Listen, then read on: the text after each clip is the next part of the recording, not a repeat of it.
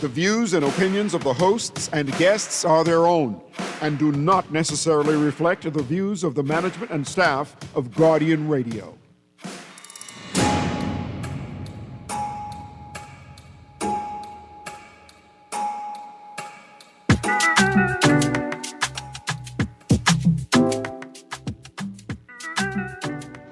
Good morning and welcome back to Guardian Radio 96.9 FM, your station for fresh news, smart talk all day. It is Wednesday, the 19th of February, 2025, and we have survived the first SpaceX Falcon 9 booster landing in the Commonwealth of the Bahamas. But we don't have the all clear yet. Now we wait for reports from the environmental community, environmental advocates, researchers. We wait for reports from the DEPP on the environmental impact of the first launch. I was pleased to read that one of the protocols for this contractual relationship is that no landing is guaranteed. Each landing is treated as a singular event, and each landing requires authorization from the Aviation Authority in the Bahamas. But I am hoping that the DEPP and the environmental community are enabled.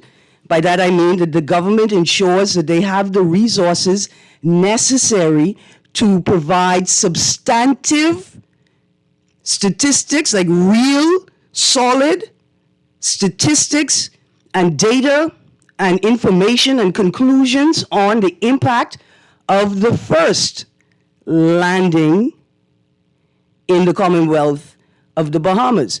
Also, we recognize, like I didn't recognize in the first 5 seconds, but I heard a large boom. I went outside to check that everything is okay. I have one neighbor doing some massive construction work. I've got another neighbor. This place is like a Paul Bunyan. He's just lift big rock and move them in his yard. So I had to go outside and check and make sure all my neighbors were okay. And in that process, I realized, check the time, that must be the rocket. Not the booster, but the rocket itself. I want to talk about that. I have a guest that I'm expecting in studio. But let's talk about it anyway. Let's get to this article in today's Guardian. SpaceX booster lands smoothly. SpaceX successfully landed its Falcon 9 first-stage rocket booster in the Exuma Sound yesterday, marking the beginning of space tourism in the Bahamas and the first of 19 more rocket booster landings in the Bahamas. Quote, "I'm so proud and privileged to be a part of this history-making moment," close quotes, Prime Minister Philip Davis said at the completion of the Falcon 9 booster landing. Let's start right there. Once again, I'm going to go on record as saying that this is not space tourism.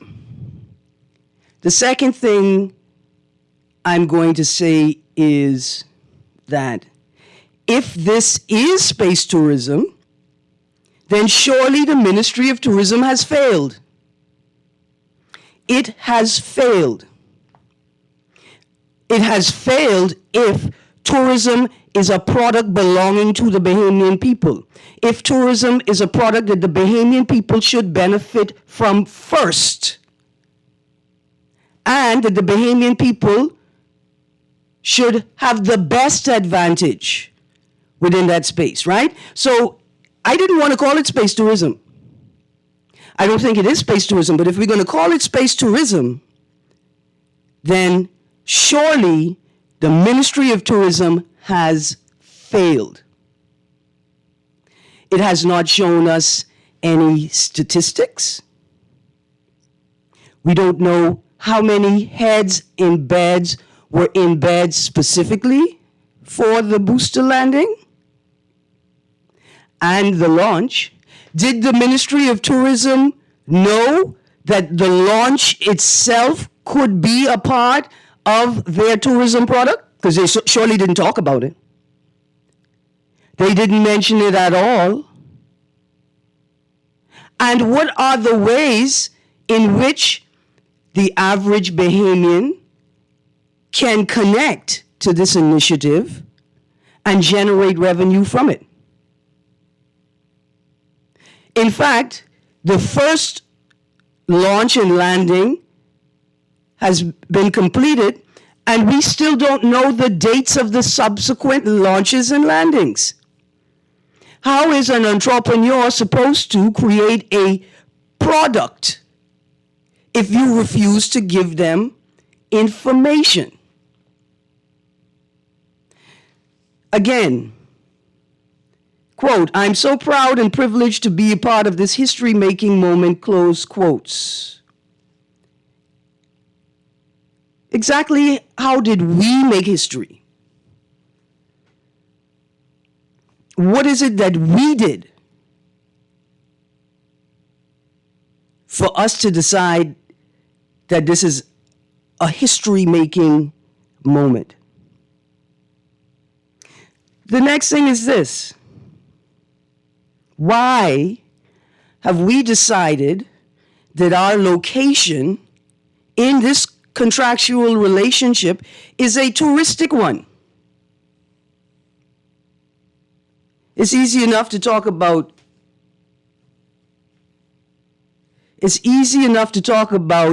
$1 million donated to University of the Bahamas for STEM programs. What is that? What does that mean? Would it not have been better if, within our contractual relationship, we have a sustained financial and technological relationship for the purpose of building an institute here, preparing students to go abroad, to educate themselves, to come back to the Bahamas, to engage in aeronautical sciences and research? See, because as soon as you tell me University of the Bahamas will receive the money, then I know that we are limited to the constraints of the institution. They got a campus in New Providence. They got a campus in Grand Bahama, UB North. They may have, I'm not certain, I'll be honest, I'm not certain, satellite offices on 1 or 2 family islands. But does UB have the capacity to implement STEM education programming throughout the archipelago?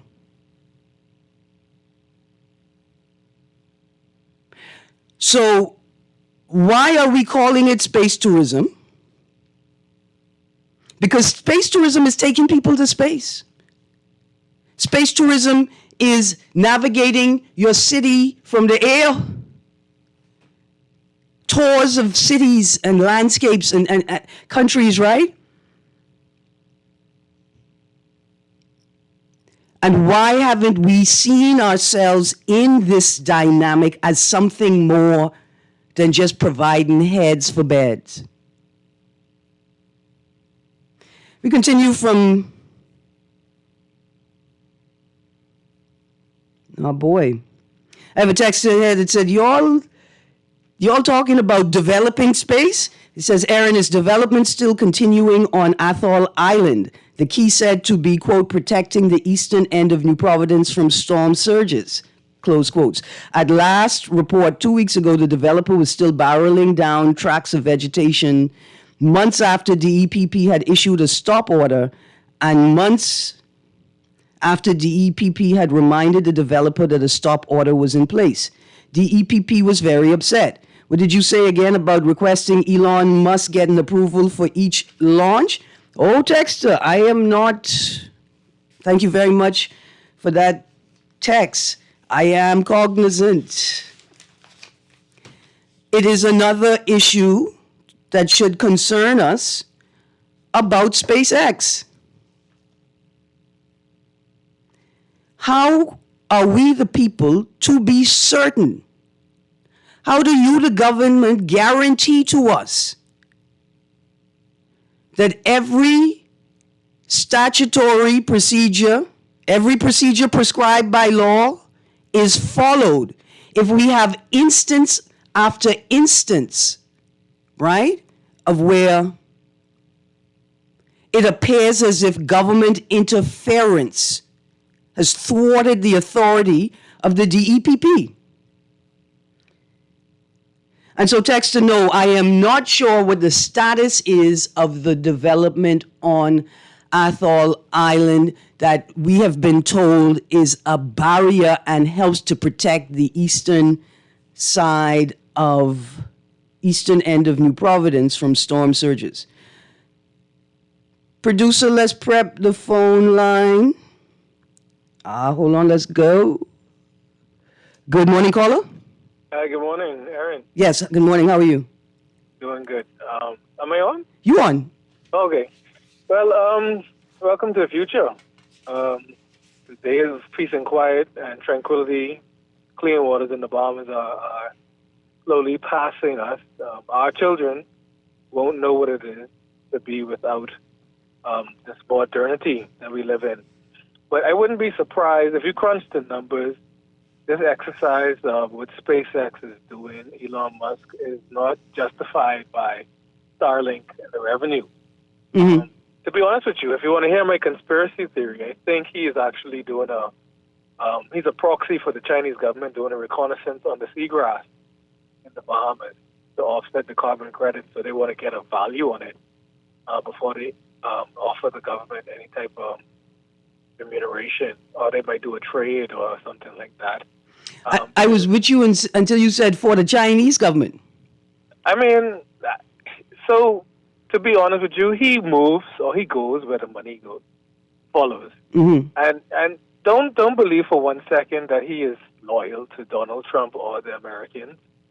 He's in a position of he's a opportunist, so he's there for the reason to get the government contracts. And again, if you do the numbers, he isn't really benefiting from anything from Donald Trump. He's trying to get into the infrastructure and to get NASA.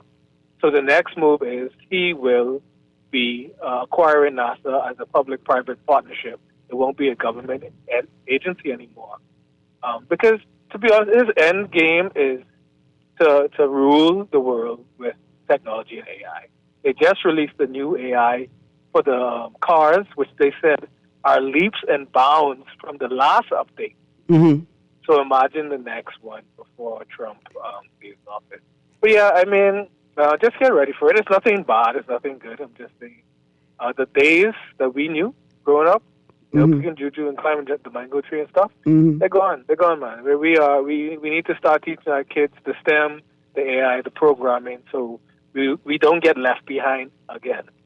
Thanks for taking my call. Absolutely. I just saw, coming to you next caller in a second, I just saw an article saying that the Caribbean is lagging in education, and I thought, is it because of the lack of access to technology that the developed world has access to? But thank God for BPL and BTC. No conspiracy to take over the world through technology shall prosper in the Bahamas if they can't keep the power on.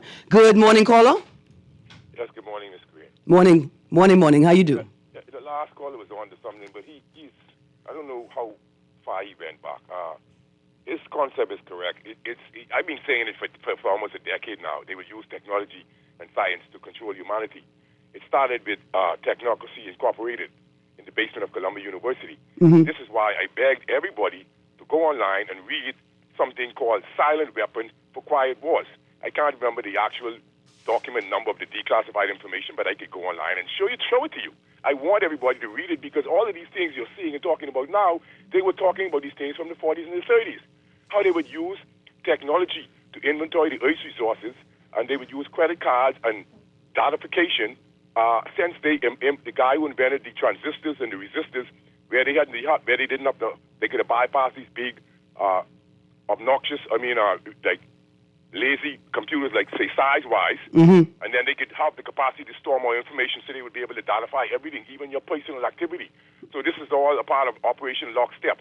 He is not off by that, but for me, I'm starting to believe that maybe they see something in space that we don't even know about, but also space resources, minerals and everything. They have been studying meteorites and every other thing else. The human race on Earth is far behind, but technology is not the holy grace of humanity. It's actually will be a disgrace because you mentioned space travel. This is what they're into. So with space travel, it still won't be for the poor. It'll be for the rich. So I'll take it off my mind. I don't really care to go in space because soon I'll be erased. I'm out of here in a minute. You know what I mean? But this is all people talk about proof. That's why I ask people who say they're not conspiracy theorists. They're ignorant. The world is built on conspiracies. They're in war and problems over the 5G and just collecting data. So even with Silicon Valley, they'll show you the cooperation with Silicon Valley and the technocrats and how they would use technology to just find out everything about everybody. And this is the Bible speaks about this. This is nothing new, Ms. Greene. But as it relates to yesterday, the question was, the thing was, I didn't say that they shouldn't do a EIA. What I was saying is, how would you know what to look for if an impact is a difference in something? Yeah. So if I have a project going on, then I need to know the difference or proliferation of any carcinogen or any chemical that this rocket is using, if it has increased since they started their activities. And so, as it relates to Elon Musk, he's a part of this, but he wants to strike a balance as where he is counteracting against artificial intelligence. You see, but I want you to go and look at Sweden.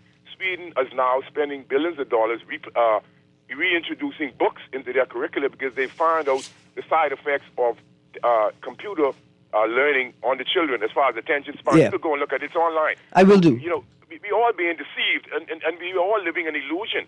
That is how the devil gets stronger. But this is actually the enslavement of humanity you're witnessing because you're not seeing the legislation keeping up with technology. Right. Let's take, for instance, I'm riding a car. It's AI control. It gets into accident. Will the insurance pay? That's just a perfect example.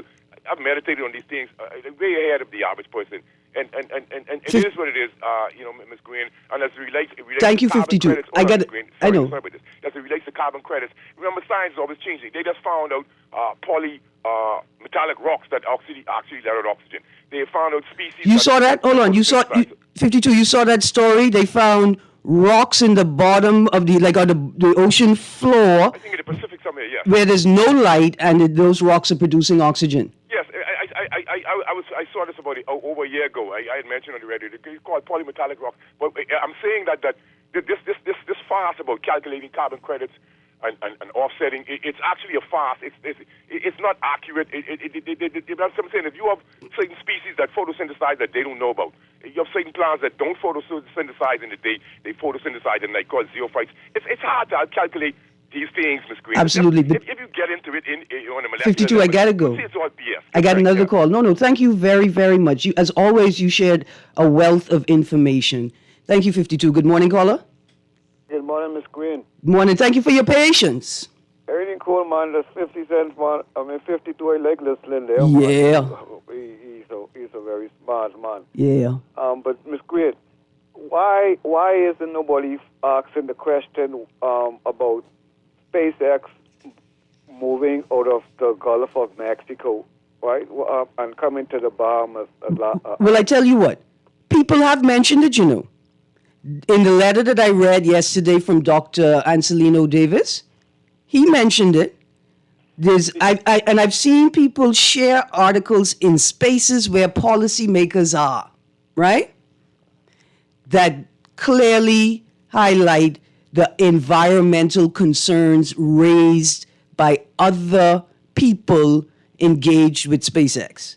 But right. you're absolutely right. The policymakers who are speaking to us, right, have not substantively referenced it, like really referenced it, not a soundbite, not some pretty words, but said, look, let's talk about what was experienced in the Gulf of Mexico. Let's talk about what Texas is demanding focus and attention on.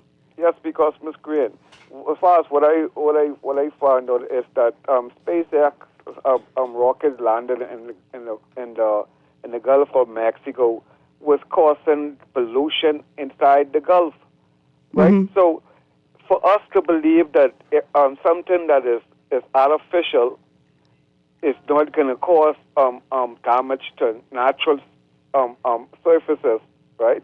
Yeah. We are ludicrous because I heard that boom, and I was told that because I heard it right here in Nassau. I don't know if I think I did, Mm-hmm. right? So if I could be inside my bedroom in the western part of Nassau or southwestern part of Nassau and hear a bomb, right? Mm-hmm. What type of mindset do we believe that our marine life ain't gonna be affected by it? Yeah. Because if the marine life in that area, if I in Nassau and could hear that, that means it probably was 100 times harder inside wherever it landed. But hold on, listen. I think that the boom we heard last night was not from the landing, because as the DEPP described it, we were well beyond the zone in which you would hear either what sounded like thunderclaps or what sounded like gunshots. I think the boom that we heard was from the rocket itself launching from Cape Canaveral, I think, in a southeastern direction. That now the DEPP didn't mention. Because what type of? I believe these people have moved to the Bahamas because they know the corruption was inside this country, and they know they can just. Let's put it like this: they understand the limitations of the legislative regimes we have in this space. I want to read. I'm going to say thank you very much, caller. You made an excellent point. I want to read from these two articles. The one that the caller references: SpaceX repeatedly polluted waters in Texas this year, regulators found, and that is from NBC. Elon Musk's aerospace company violated environmental regulations by releasing pollutants into or near bodies of water in Texas, a state environmental agency said in a notice. Do we even have legislation that prescribes the maximum or minimum and maximum limits for the releasing of pollutants or contaminants or chemicals that could have reactions in the atmosphere or in the water that turn them into pollutants and contaminants, right? You see how thorough and nuanced you gotta be with the legislation? Is it that they moved to the Bahamas because it's easier to do what they want to do? I'm going to read a summary from that article composed by NBC itself. Elon Musk's SpaceX violated environmental regulations by releasing pollutants into or near bodies of water in Texas, a state environmental agency said in a notice. Second, a report from the Texas Commission on Environmental Quality came 5 months after the EPA, that's the Environmental Protection Agency, also notified SpaceX that it had violated the Clean Water Act. Third, the violations could threaten SpaceX's ambitions to increase Starship launches from its Starbase facility. Now I want to transition to another article, Whale Habitat Fares on SpaceX Booster Return. Tribune, 18th of February, that was yesterday. Bahamian marine mammal scientists last night blasted the lack of consultation over today's, that was yesterday, SpaceX rocket booster return as they voiced fears it will land in Exuma Sound's whale habitat. The Bahamas Marine Mammal Research Organization in a statement said, quote, SpaceX is planning to land their Falcon 9 booster far out to sea to keep people safe, which is critical. But unfortunately, the site chosen offshore has placed the landing in a whale habitat without any consultation with Bahamian whale researchers. I want to stick a pin there and see why environmentalists are asking for information. Because the Bahamas Marine Mammal Research Organization says you didn't speak to your local experts Did you at least raise the issue with the experts who were in the proverbial room, figurative room, when you had a chance? So we continue reading, quote, SpaceX is planning to land their Falcon 9. Caller, coming to you in a second, far out to sea to keep people safe, which is critical, but unfortunately, the place chosen is a whale habitat. All right. I'm going to pause on that article. Let's go to the phone line. Good morning, caller. Hey, good morning, Erin, cuz. How are you? I'm good, thank you. How you do? I'm right here, very curious. I want to know, you were talking about the clipping from the U.S. report that was talking about the contaminants that In was Texas. from SpaceX. Yeah. I want to know how long you think it would take in order for us, a fishing community, to see the downside of this, if any. Would we have to go through all? I hear they said that we signed up for about 20 or so of these landings that take place here. We got 19 we're more. going to find out before those 20 happens, or we're going to find out shortly after the last one happens. It's my curiosity. Because if they move here, I don't think it was feasible for them to do that when they were already established someplace else. So it must be some get out of jail free card situation that took place while they dash here.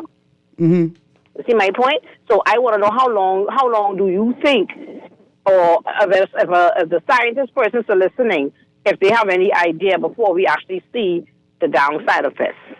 Right. So thank you very much, caller. Here's what I know. I know that there are anecdotal reports of mammals washing up on shore, right? Like possibly being disoriented in recent times. But here's a question. Producer, let's prep the next caller. We know from the article All Systems Go that was posted in the Tribune on the 14th, on Valentine's Day, that DEPP said that they have actually engaged in pre-event monitoring so that they could make the assessments, the type of assessments 52 was talking about, compare the new numbers to the old numbers.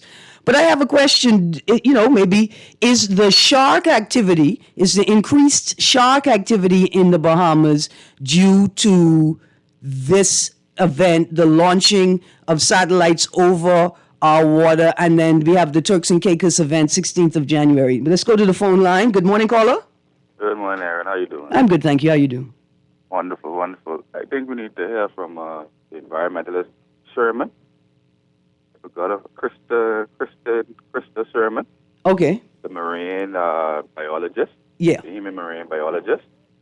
To actually see the effects with the animals in the water. What this is having on the animals in the water. Because the same thing that person said previously, I've also studied those news reports, and it doesn't make sense if the U.S. has told them that they don't want them there anymore because the environmental effects. And now they come into our little small country where we don't have nearly as much equipment or the scientists or whatever. And the capacity to regulate, to enforce regulations. Exactly. So I need to know who authorized all this, who did the environmental report, all of that. All of that has to come out. Who getting paid? All this has to come out now. How the compensation? That's a monetary thing. How the compensation package was calculated? Yes. That's it. Exactly. That's it right there. Because does it cover any costs that would be incurred if there were an accident? And what are the rules and what are the agreements? Who are they the ones who take full responsibility and for cleanup if anything happens? Or right? You understand? We have to know all these things, man. Absolutely. This can't come to the foot of our beaming people. Because see, this isn't this. Thank you very much, caller. Thank you. Absolutely. Let's go to the next caller. Producer, we coming right now. Caller, good morning. Good morning, Erin. How you do? I think we're getting a little bit ahead of the story, right? Mm-hmm. They're using the platform to land on. They ain't storing no liquid nitrogen. They ain't experiment nothing. You didn't read the article, eh? Huh? You didn't read the article, eh? But I know what it is. I gotta read. Oh, no. All systems go. Right? You read that article? But do you know the space shuttle, Marijuana, was the escape route that the land there if something went wrong? And so? Doing the space shuttle. And so? On the sonic bombing new to the Bahamas. When the Concorde came here, it did the same thing. It went over 800 miles an hour and it make a bomb overseas. And so now present me with the documentation that shows the variation in mammal activity pre those events and post those events. But the sonic bombs, they knew. So? Did it every time No, sonic bombs. Sonic booms are not new. You know what would be new? Research on the impact of sonic booms on the various aspects of our environmental space. Go past the sound barrier. That's what happens. Man, caller. I am not in 4th grade. I'm not at a PLP rally. Don't try and pass foolishness past me. So what if we've had sonic booms? Have we had research determining the impact of said booms? No. Come on, these people trying to run a government, they ain't running a tuck shop like the people over here who know they don't have enough parking. And so directly or indirectly, they encourage their customers to park on the sidewalk where students have to walk to school. We ain't talking about that. We're talking about aeronautical science and space rockets. Good morning, caller. Greene, how you doing? I'm good, thank you. Well, I remember when I was younger, they used to say that the boom used to be the shuttle re-entering the atmosphere. I don't know if you ever heard that before. That's for the space shuttle. He's also talking about the Concorde. The SST, the supersonic jet that would take you from New York to London in like an hour and a half.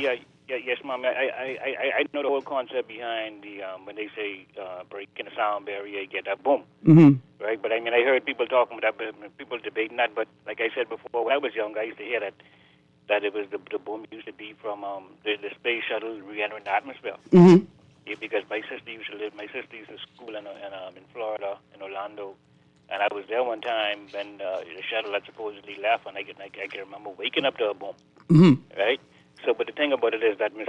Greene, like the caller before the last one was talking about, it comes like when nowhere else in the world would allow you to do certain things that they may deem controversial or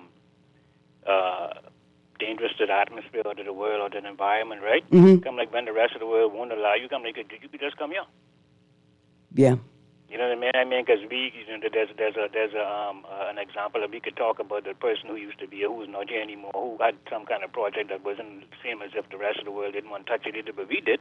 You know what I mean? I'm happy that they didn't get a chance to go through. Hopefully not, that kind of way. But the whole thing about this thing, Ms. Greene, like when I look at this thing here, we don't know exactly who locally has been close to that platform, to that autonomous platform. Who? Because I heard people talking about they witness it from the shore and from this distance and that distance. But who has been up close to this autonomous thing to see exactly what this thing is all about? Well, I tell you what we do know. Listen, what we do know is that the Royal Bahamas Defense Force, along with a couple other agencies, were part of this team. The team has been doing work for at least 6 months beforehand. I would presume, and I'm only presuming, I don't want to even go as far as speculating, I'm only presuming that this team would have been invited by SpaceX to attend, right, a launch and a landing at another location in domestic in the U.S., right? That they would have witnessed that with their own eyes before the government made the decision to do it here. But that's just a presumption. Yeah, like you just presuming on idealism. Right, because I think that they are sensible people, and I think that they are professionals, and I could not imagine that they would walk the country through an exercise like this, right? Well, Ms. Greene, you give them plenty credit. But look. I hope Elon Musk give him plenty credit.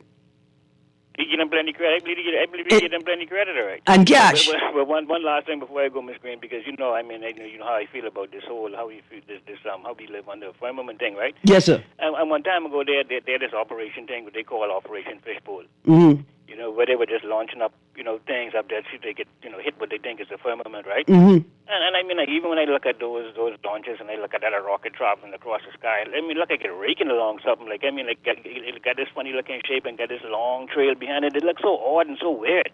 Mm-hmm. You know that kind of way. And I believe that we living in a time now where we are witnessing a modern day Tower of Babel. You know what I mean? Where individuals have reached a stage now where they're trying to breach what we call so-called the heavens, right? Mm-hmm. And just like how the Bible said, God said He had to intervene because mankind had reached a point where whatever they imagine, they could achieve. Mm-hmm. So you got to stop them. You got to confuse them now because these fellas are getting too out of hand. You understand where I come from? Because we are dealing with a people who are shown over their history that they don't really have a regard, like a proper regard for this place we call it, as if they are in competition with the place that we are living in and not living in harmony with it. You understand where I'm coming from? So we as a people need to understand that if we don't stand up and put an end to these people could put an end to us.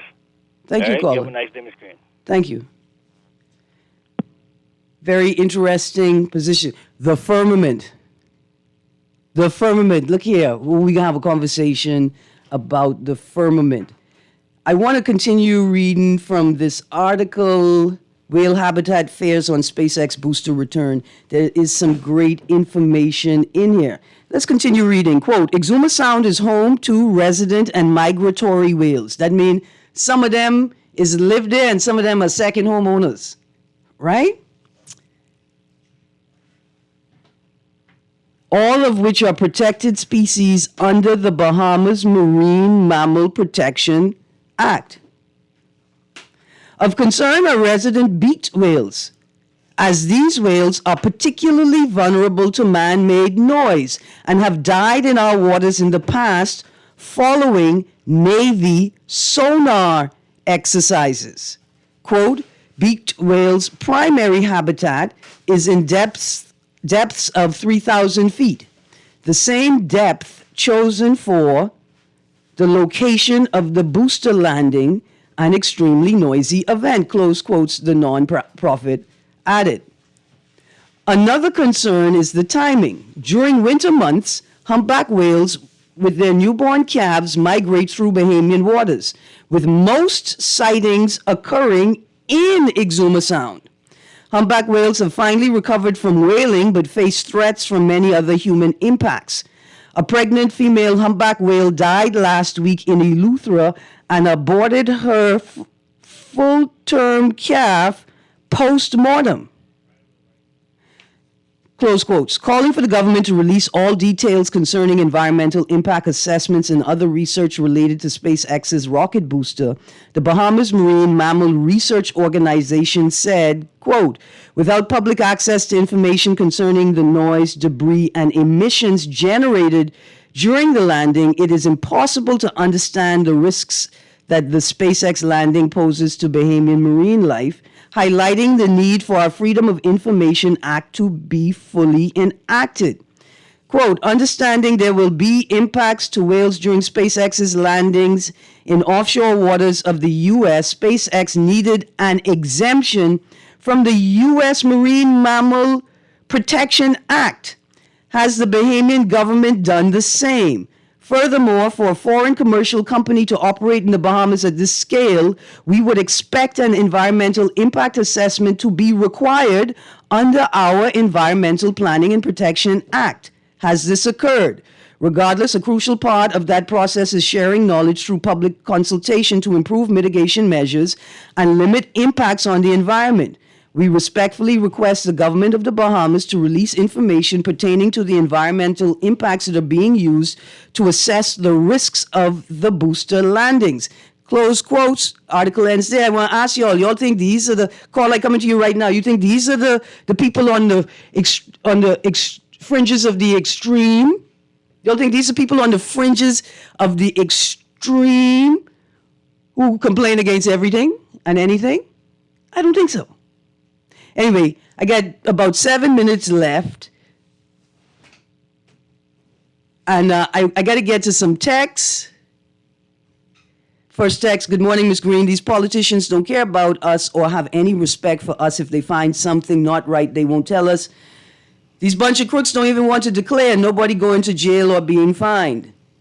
See, so when people say, oh, you're just making noise to make noise. No, we're making noise because the successive governments have a pattern. See, there's a difference between somebody lied and somebody's a liar. There's a difference between I didn't disclose and there's a pattern of non-disclosure existing for decades now. And so many of us are saying, what is there to trust? You've given us examples over and over again. Why would this be any different? So here we go. A text, the primary side effects of a sonic boom are a sudden loud noise that can cause startled reactions, disruption of ongoing activities, sleep disturbances, annoyance, and in extreme cases, potential damage to structures like windows, particularly when the sonic boom occurs at a low altitude. While direct physical injury to humans is rare, hearing damage could occur with very close proximity to the source. Thank you. Text is a great little description of sonic booms. Here's another text. To answer your question, we made history because we were the first country to be a part of an international landing. What if they chose us because we don't have any regulations and it's just easier to do it here? I mean, we still make history, but then we make history for being fools, eh? And I can see why Americans didn't want this rocket activity because I can't imagine them welcoming these loud sonic booms. But we hear that people in Texas, they have a reason. Producer, let's go to the phone line quickly. Erin, don't you find it interesting that these same Bahamians who are worrying about whales don't have the same concern for the elderly and children in our society? Don't say that. Don't say that, because you see them people in Abaco? I watched the Bucket Brigade. Was it Hurricane Matthew? Them people in Abaco organized and found resources and packaged them and distributed them. Don't be talking about people just like that, man. But for a society who abandons its elderly and beat our kids like slaves, we surely have love for whales. And I thought you was going to say love for money. See, because there's some truth in your critique, but I think you blasting it in the wrong direction, pun intended. Good morning, caller. Erin, how you doing? I'm good, thank you. Listen, our natural resources is that environment. Mm-hmm. That's our natural resources. That's it, the thing. 75% of this country is ocean. Mm-hmm. Right? Listen, man, no one could say that this isn't amazing. That's fine. It's a good thing to see. Take the kids out to see, 1-2 times, and then we got the 10 launchings here that'll get old real quick. But what my thing is that you are down there promoting, your environment, your marine resources, your natural national parks, and people coming down here, to fish and to enjoy your environment. And you're going to let a rocket launch, and, the risk is too high for what we get in return. Listen, it's like oil drilling. Not just that. Thank you for making that point. Yeah. How many millions of dollars has the Davis administration spent lobbying across the globe for climate change initiatives to then turn around and endorse this contractual relationship for multiple rocket booster landings in the Bahamas? Like, why you spend all the money to go talk to the people if you're going to turn around and do that? And for pittance.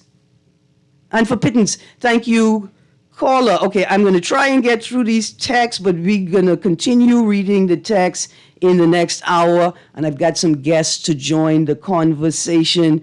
And one of these guests walk in the studio and he ain't got no Johnny cake in his hand. It's going to be a problem, sir. It's going to be a problem. Here we go. Erin is We read that one, a new one. Elon Musk is after data. He got access to the Treasury data, then he got the IRS. And yesterday it was revealed he gained access to Social Security. Anybody who understands anything should be frightened. This is unheard of for a 20-year-old to be given carte blanche access to all the sensitive information. And one thing about carte blanche access, if you are good enough, no one will discover what backdoors you enabled for years. Be afraid, because Trump has no idea who's in his office and what they're doing. Listen, you talk about data and information? Trump fired the National Archivist yesterday or day before yesterday. You know the person who's responsible for recording the history of America? He fired them. That's scary. I mean, it's scary in a different kind of way, because I want to say good morning to all of our local archivists, and I appreciate your dedication to what it is you do, and I hope one day we could lift the constraints that limit the work that you do. Because we will only record that which is politically expedient in the moment, and we are at risk of losing ourselves. Thank you for that text. My room doesn't get enough natural light, so I turn lights on early. At the exact time I heard that sound, the power dipped. I think Smiling Chester Cooper has no idea what risks we face. NASA also has a published study investigating damage to windows, plaster, and buildings. They do note in the report that buildings in good repair should have no issues. Well, that's reassuring. Have we had a word from the local insurance industry community on the potential impacts of this new industry we have invited into the Bahamas? Because now we became aware all together last night at the same time that it's not just the landing that is of concern for us, it is also the launch that carries risks for us and our environment. Okay, there was lots I wanted to talk about. Like I said, I got guests, but we're going to continue this conversation with the guests. Here's a headline: SpaceX launch from Cape Canaveral nails first ever booster landing in Bahamas. That's from the Orlando Sentinel. Here's the first sentence in that article. Y'all ready for this? SpaceX found a new parking spot off of the Bahamas for its drone ships that catch boosters from launches from the Space Coast. See, you hear that language? A new parking lot. So that's how other people think about what's happening here, while we are being encouraged to just brush it off and talk about something important, because obviously we don't like nice things. I like nice things, like oceans, clear blue water, and whales that don't try to eat me and destroy boats. Because I don't think you all have noticed, the orcas are eating great white sharks, or at least not even eating them. They're just taking the liver. They're just biting them for the liver. The orcas. We got lots to talk about. Again, we're closing off the show. Thank you, producer. The questions: is this space tourism? If it is, has the Ministry of Tourism failed? Thank you for tuning in to On the Clock with Erin Greene. Stay tuned. Guardian Radio. Oh, and yes, before we go, y'all don't forget March 1st, Smugglers Square, Calic Victory Fest, Bear the Bahamas. We celebrating the Saxon superstars, 4 straight. And guess who can be there? Playhouse DJs, Lil Giant, DJ Tank, Fan Sean, and D-Mac. Fan Sean, I gonna need a new song. Fine KB, he been to space. He been to space and he saw the little roaches on the moon and the clothesline there. You guys have a great day. For fast, reliable, and impactful printing services, look no further. Let Printmasters bring your masterpiece to life. We stand by our quality products that is second to none. Our affordable pricing and friendly, efficient staff makes Printmasters the ultimate choice for all your printing needs. We can deliver any type of printing services, from banners to booklets to business cards. You name it, we can print it. Let Printmasters bring your masterpiece to life. Located in the Nassau Guardian Building, telephone 302-2361. It's the lottery of love that everybody wins. I love you. Everybody Wins is giving away over $100,000 in cash prizes in the Lottery of Love. I love you. All February long, every $20 spent, you'll receive a raffle ticket. The more you spend, the more chances to win. And you could be among the 30 winners randomly selected on February 28th to win $10, $20, or even $30,000. I love you. It's the Lottery of Love at Everybody Wins. Remember to game responsibly and get ready to win. This is Guardian Radio, your station for up-to-the-minute news and intelligent, interactive, and engaging conversations. 96.9 FM. This